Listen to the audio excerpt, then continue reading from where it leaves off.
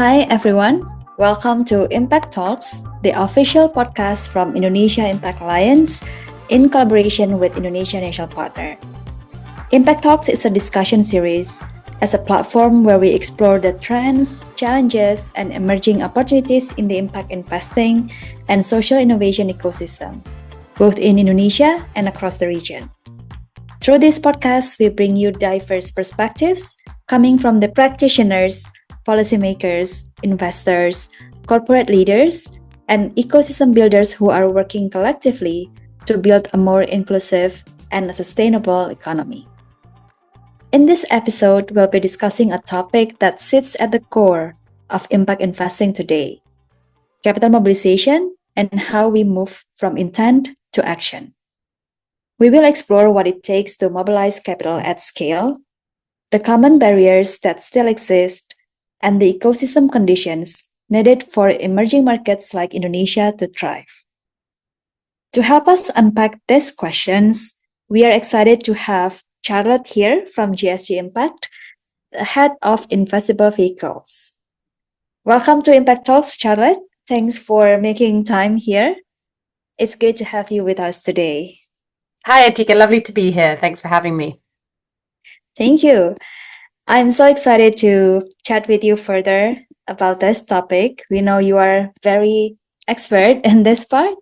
So maybe like to start, let's begin with the overview of your personal background and also like the GSG Impact's mission in general. Yes, of course. So, hi everyone. I'm Charlotte from GSG Impact. I'm the head of investment vehicles, as Atika mentioned. And so my background really comes from emerging markets and particularly looking at investment vehicles and blended finance vehicles in emerging markets. Historically, I've been designing and structuring different types of blended finance transactions and investment vehicles with a particular focus, I should say, in Africa and Sub-Saharan Africa, as I'm based in Nairobi. In terms of GSG Impact themselves, so GSG Impact exists to really enable impact investing at scale, particularly in emerging and frontier markets. We work as a market builder, not as a fund manager per se, across three main areas. So one is around shaping policy and regulation, two is around strengthening local ecosystems, and then three is helping design structures that institutional capital can actually use to channel capital. What is core to the success of GSG Impact and core to who we are is the global partnership of national partners, including our national partner in Indonesia, of course. And these are locally rooted organizations that understand domestic capital markets, policy constraints, and investment gaps.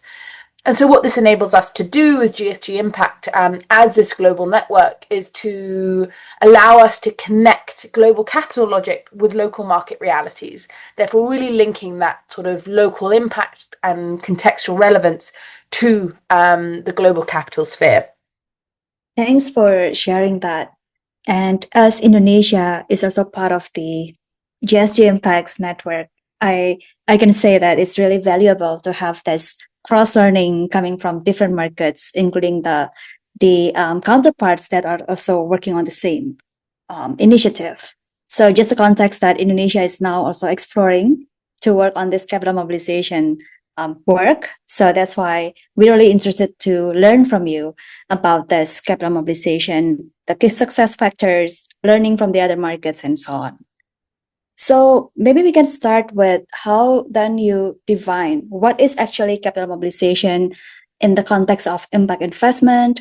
What are the objectives when someone mentioned that they are working on this capital mobilization work? Maybe you can like unpack that part first. Definitely. And I think this is key, obviously, to the conversation. For us, capital mobilization is really about shifting capital at scale for impact. So it means moving capital into impact-aligned investments systematically and repeatedly, so not just as one-off transactions, and rather often through structured vehicles, much like you're doing, Atika, in Indonesia at the moment with the wholesaler fund that you're developing. Additionally, I think it includes the full range of the capital spectrum, so anything from concessional to commercial capital, domestic to international capital, as well as public to private capital. And in an impact context, I really think there are three core elements to it. You have volume, which is increasing the total amount of capital flowing to impact. You have direction, so ensuring that capital reaches priority sectors. And then you have quality. So this is really thinking about the appropriateness or relevance of that capital, ensuring that it's patient, impact aligned, and drives SME growth. Not just SME, sorry, investee growth as well. And then, why thinking about why it's important now, I think, with everything that's happened this year, and it's quite appropriate that, that we're doing this towards the end of the year, public and philanthropic capital alone is insufficient relative to SDG needs. And so we really need to be thinking about how we can tap into the vast sources of private capital available. What we're seeing is in emerging markets, a widening missing middle where capital exists, but it's still not reaching viable enterprises and investees. And then we're also seeing that institutional investors are under pressure to show impact, but they lack credible and investable pipelines. So there's this real disconnect between the supply and the demand.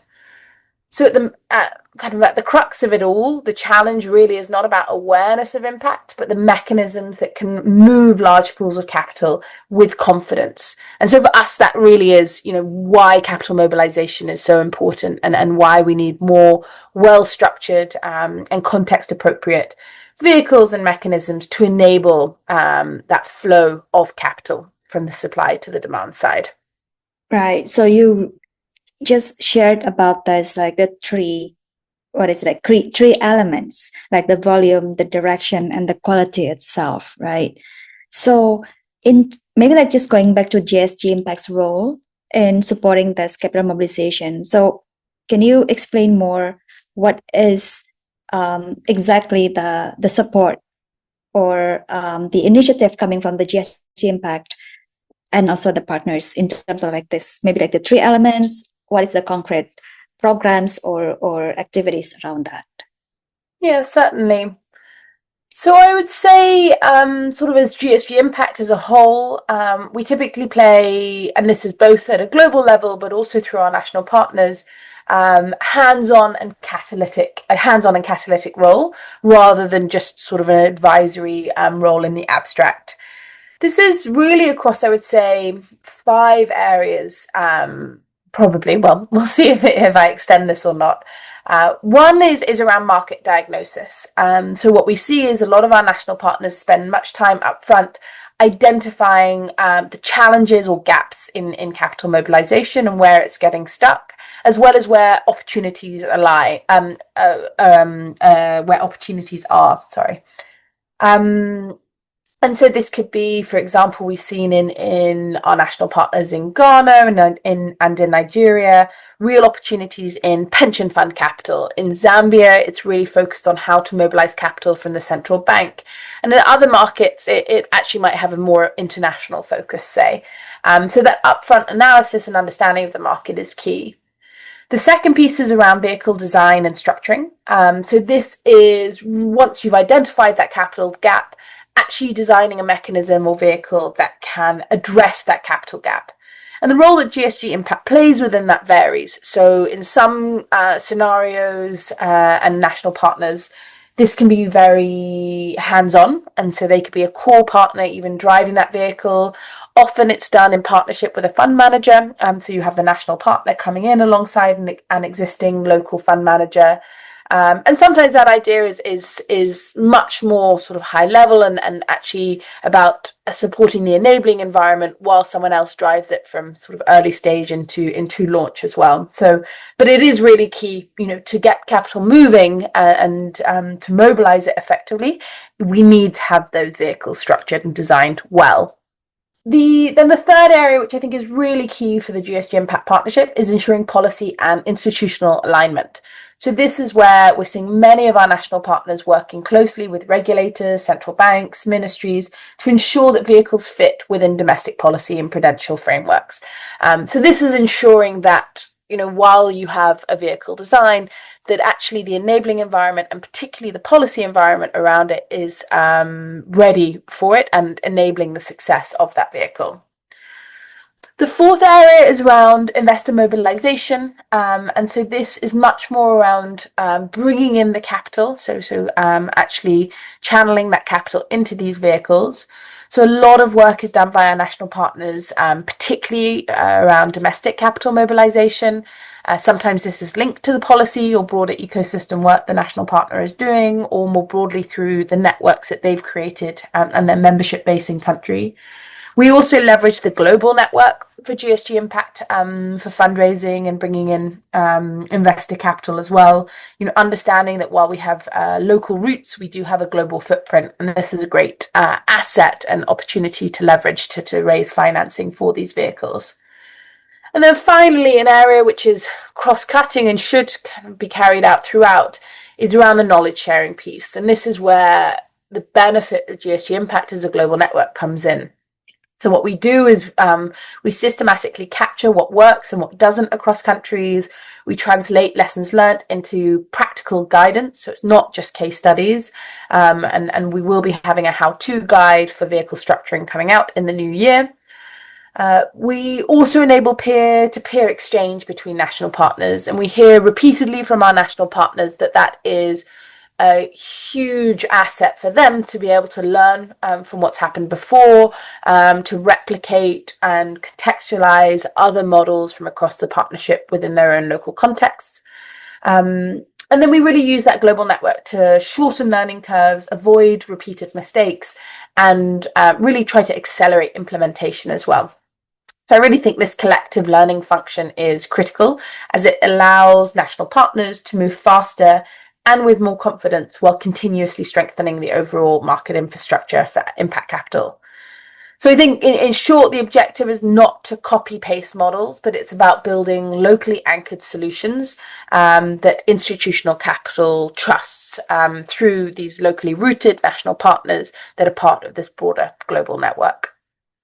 Thanks for sharing. It sounds like there's a lot of scope of support that you provide with for this capital mobilization effort, right?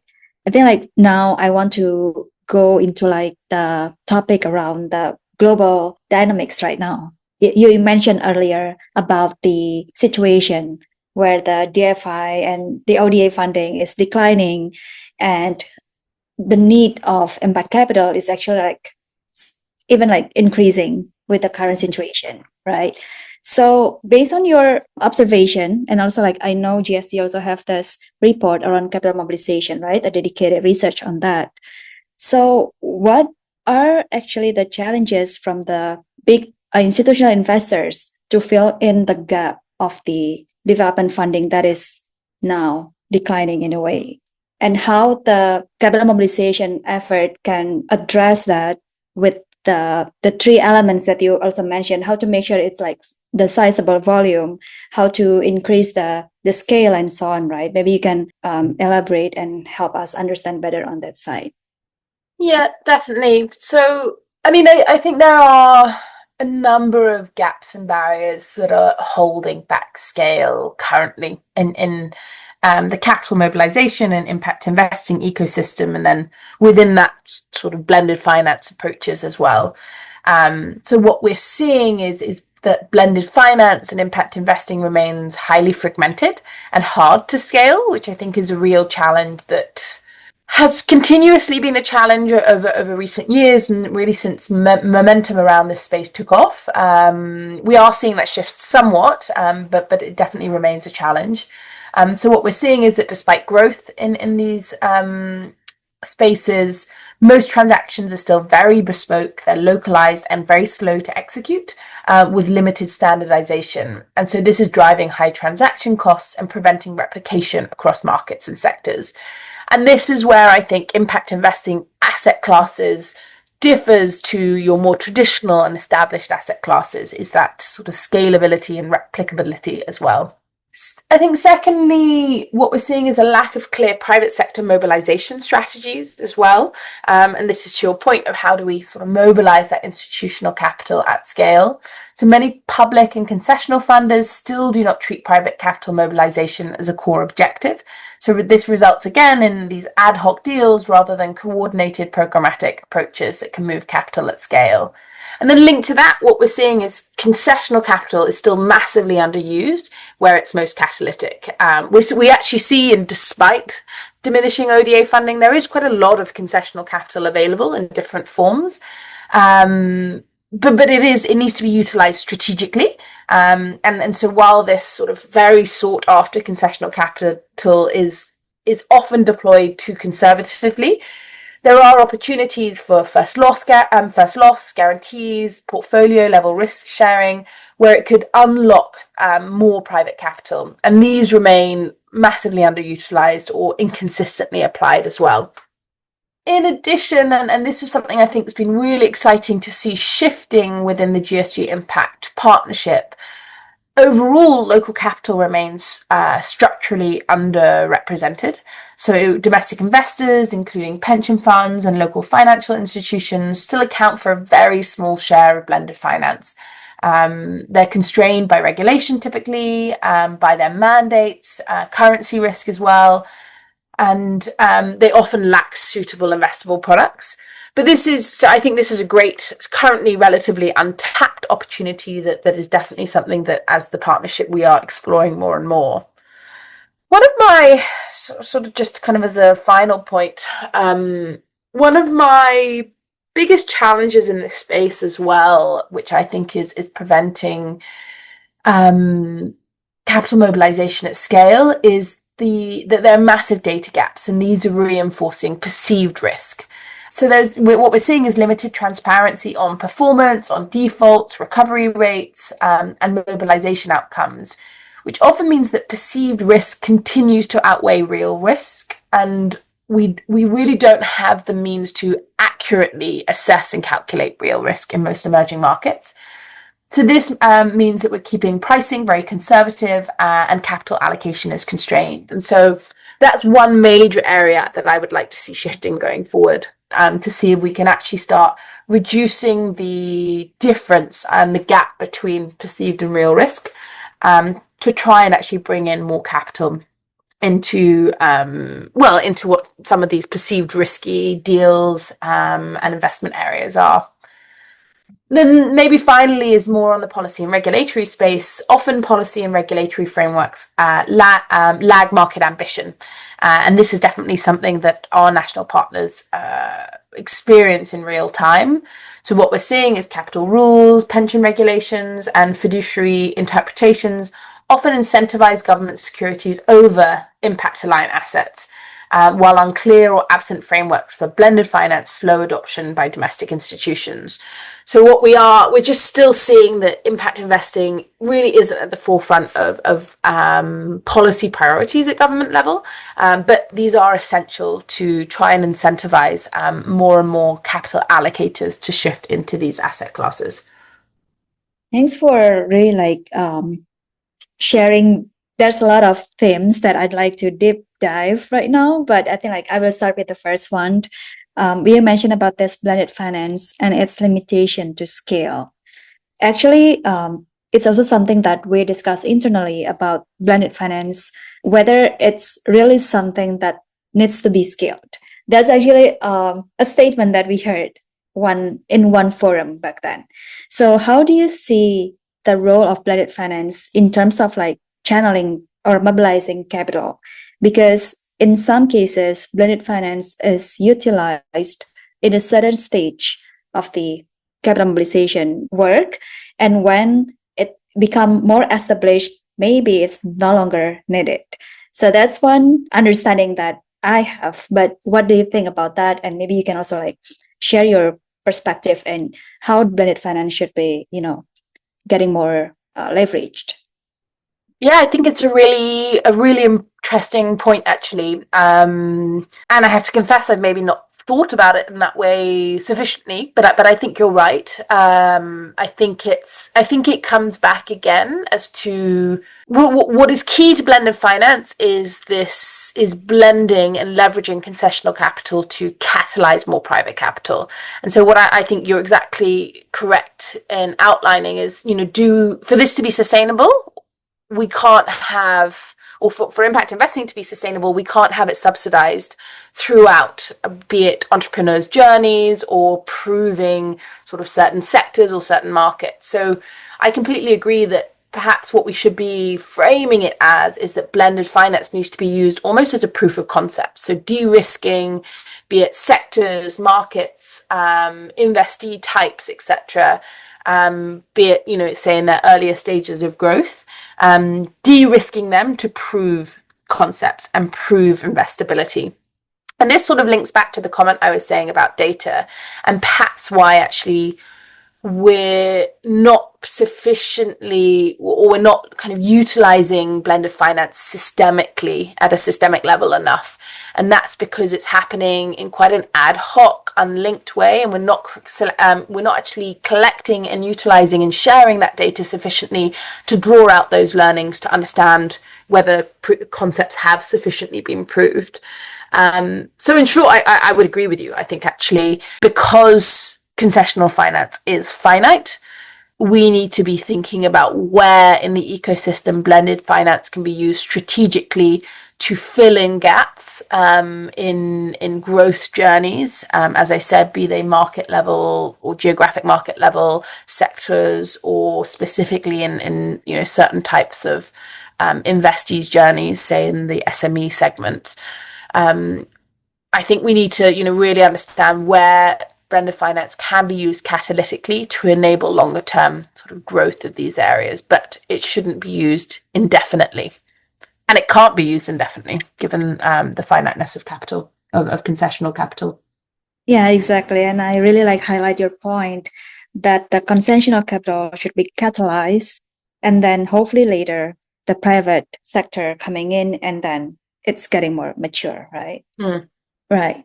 And you highlight about the role of domestic capital, and this is also something that we observe rising in terms of the regional discussion around leveraging domestic investors to really push the impact creation.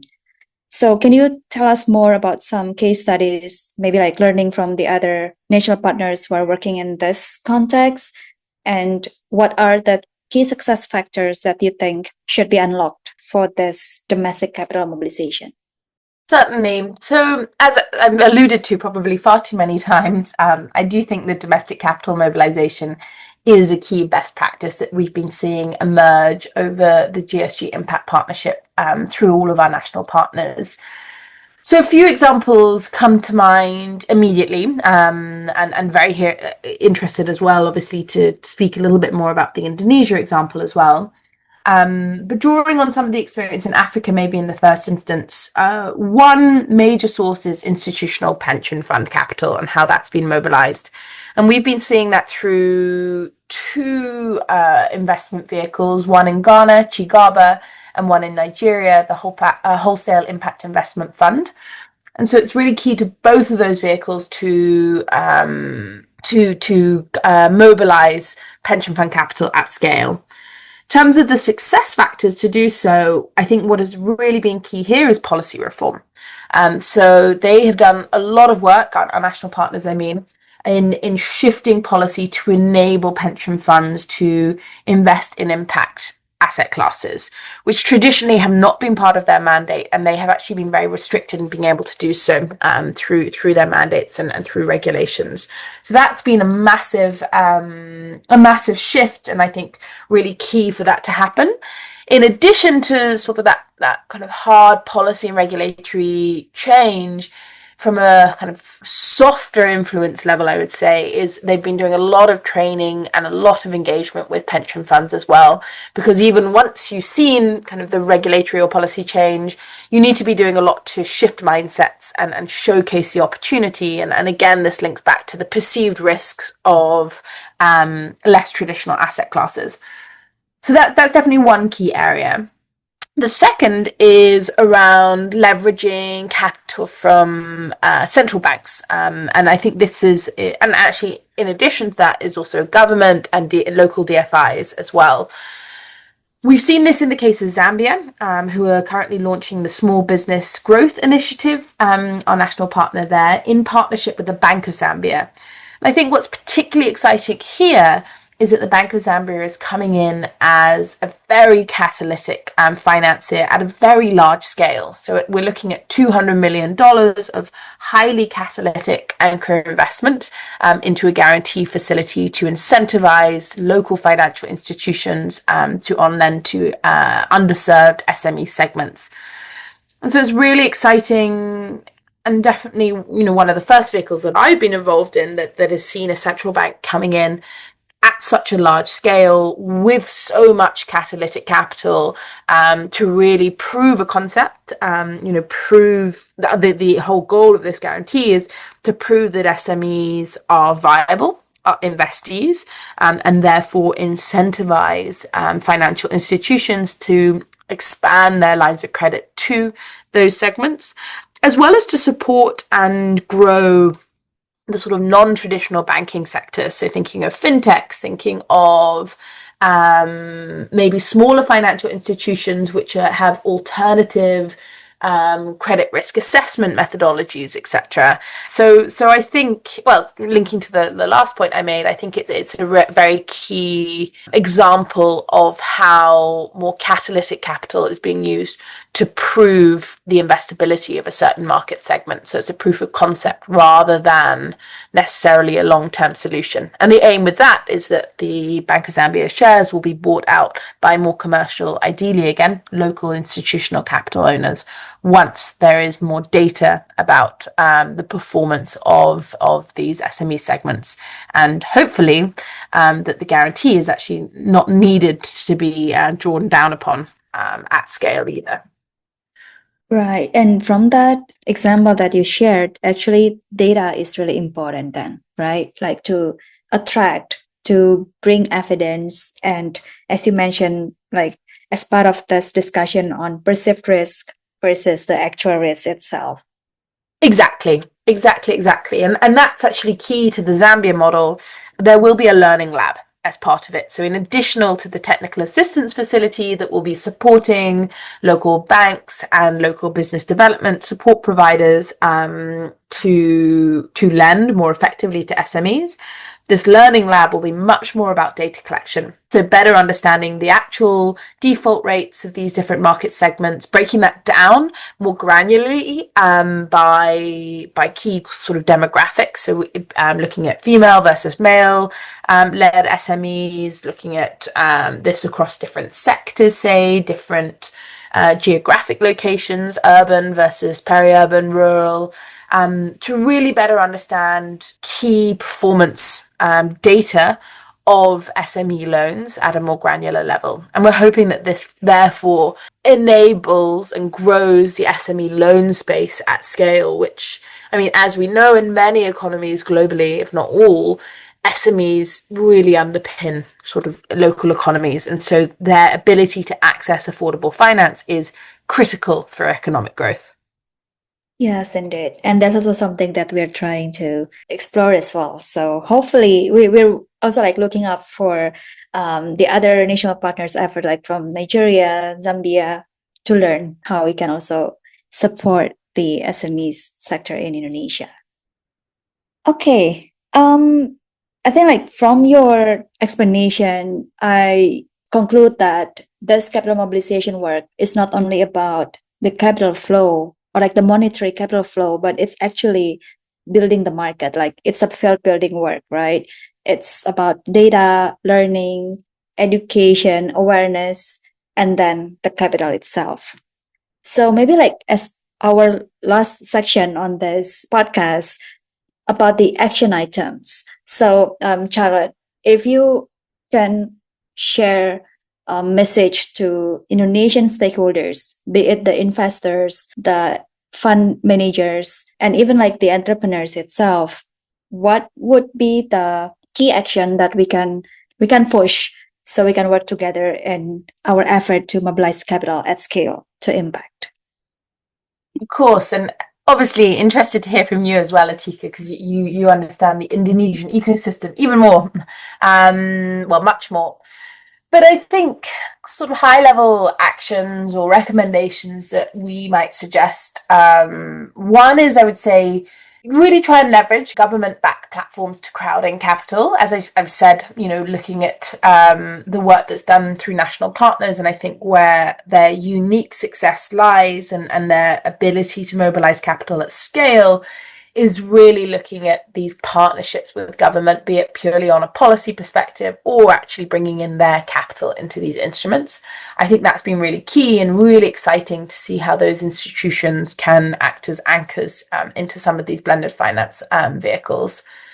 Two is, I'd say, think about prioritizing portfolio level solutions. So what we've seen in the market is a growth of guarantees, say, and so focusing on things like guarantees, credit lines, and fund platforms that unlock SME, climate finance, etc., through banks and fund managers, I think is really key. So this wholesaler approach that I think has been an integral part of the GSG Impact partnership model, which is effectively a combination of a fund-of-fund approach, so investing into fund managers, but alongside significant market enabling activities, has been really key to both channel the capital, as you say, but also build the market and ensure that market is ready for investment as well.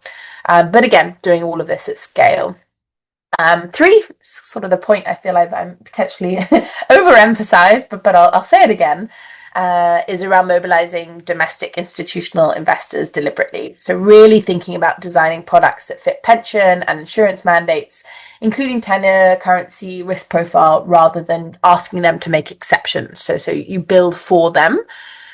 And one point I don't think I've mentioned that I think is really key for that and why we are so interested in domestic capital is that often it is much more linked to local market context, and it's often more long-term in its strategies. We often see, and again, this year has been a direct experience of that international capital and its priorities and mandates ebb and flow with politics and political leaders coming in and changing, obviously. And as a result, political priorities shifting. In addition, often that international capital isn't as closely linked to the market realities, because ultimately they don't have access to that market knowledge. So there are huge opportunities through domestic capital mobilization to connect it much more to the real impact outcomes you want to see, and for it to resonate with actors who have a much better understanding of that local context and have longer term strategies that are less likely to change on the same level of a political whim as you're seeing internationally. The fourth area, I think, is again, sort of building to the point you were just making, is investing not just in the businesses themselves and mobilizing capital for them, but also in the intermediary ecosystem more broadly. So this is looking at both financial intermediaries, so local fund managers, lenders, banks, fintechs, etc., as well as the more kind of ecosystem enabler style intermediaries, so technical assistance providers, accelerators, incubators, to create really durable capital pipelines. Then finally, I think a key recommendation that we see for the impact investing ecosystem and a core role for our national partner in Indonesia is systematizing learning across the market.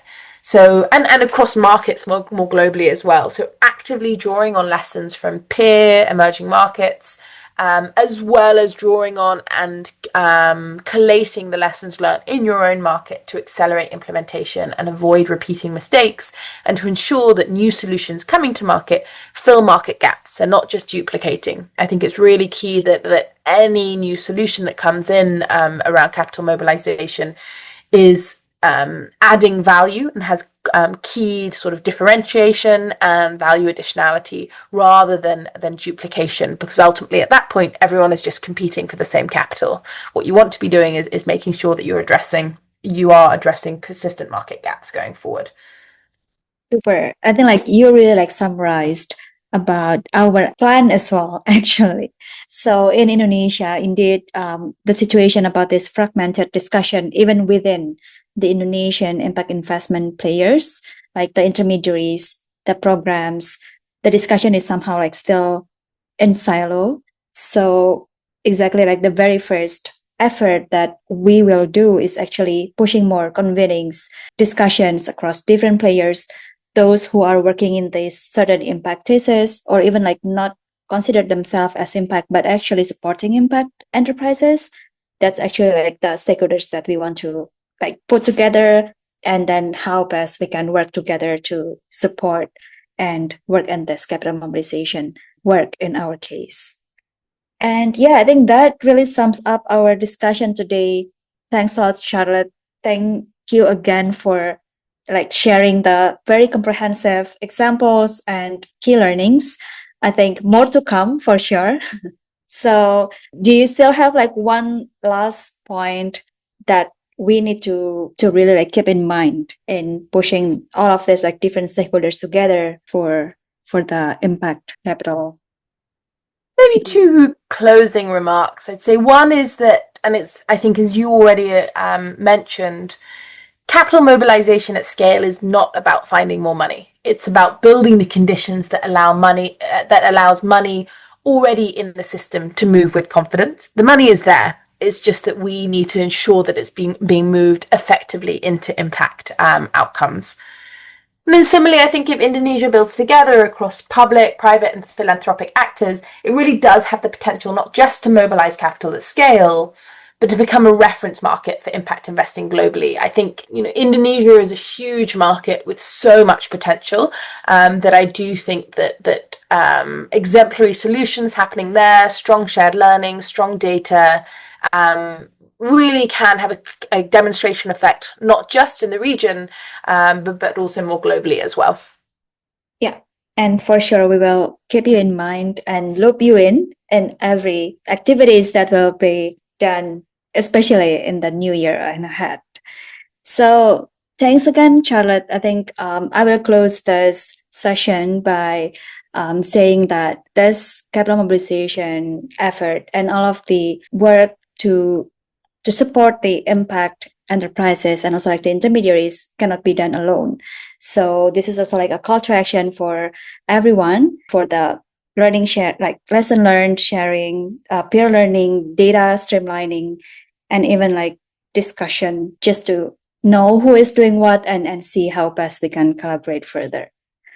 So thank you so much, Charlotte, for sharing such thoughtful, insightful perspectives with us today.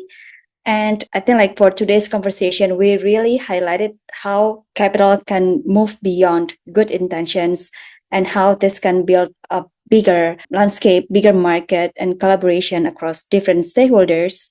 And for those of you listening, if you're interested in learning more about GSG Impact, we will share the relevant links and resources in the episode description. And don't forget to follow us in Impact Talks by IIA on Spotify and YouTube, and stay connected with us on LinkedIn for more updates, insights, and the upcoming initiatives.